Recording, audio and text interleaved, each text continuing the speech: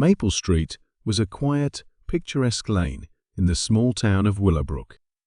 The houses were old but well kept, with gardens full of blooming flowers and tall maple trees that shaded the sidewalks. It was the kind of street where everyone knew their neighbors, and life moved at a slow, peaceful pace. But one autumn evening, everything changed. It all began when Mrs. Clara Thompson, a kind and elderly widow who lived at the end of Maple Street, went missing. Clara was a beloved figure in the neighborhood, known for her homemade apple pies and her habit of feeding the stray cats that roamed the area. When she didn't show up for her weekly tea with her friend Mrs. Jenkins, the neighbors grew worried. The news spread quickly, and soon the entire street was buzzing with whispers and theories. Some said Clara had gone to visit relatives, but others feared something more sinister had happened. That's when Detective Arthur Grayson was called in. He was a tall, sharp-eyed man with a reputation for solving the most baffling cases. When he arrived on Maple Street, the neighbors gathered around, eager to share what they knew. Detective Grayson started his investigation at Clara's house. The front door was unlocked, and inside, everything seemed normal. The kitchen table was set for tea, and a half-knitted scarf lay on the armchair. But there was one strange detail. Clara's favorite teacup, a delicate porcelain piece with a floral pattern, was missing from the shelf where it always sat. As Grayson questioned the neighbors, he learned that Clara had been acting strangely in the days before her disappearance.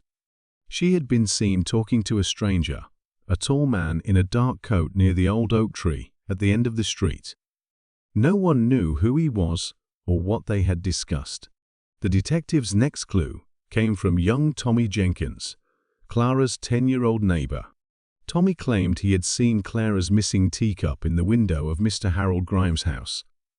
Mr. Grimes was a reclusive man who rarely left his home and was known for his odd behavior.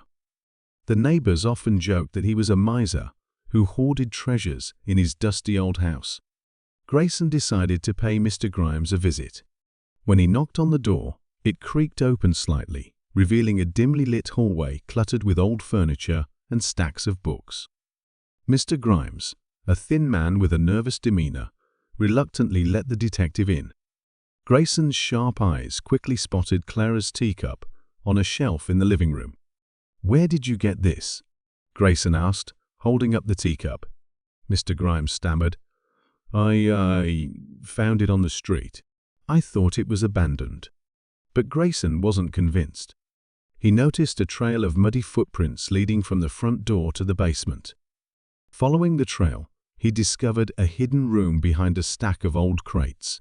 Inside, he found Clara, unharmed but clearly frightened.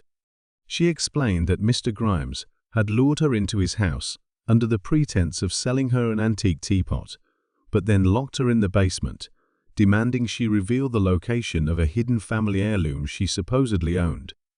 With Clara safely returned to her home and Mr. Grimes arrested, the mystery of Maple Street was solved. The neighbors breathed a sigh of relief, and life on the quiet street returned to normal. But Detective Grayson couldn't shake the feeling that there were more secrets hidden beneath the surface of Maple Street's secrets that might one day come to light. And so, the legend of the mysteries of Maple Street lived on, a reminder that even the most peaceful places can hold dark and unexpected truths.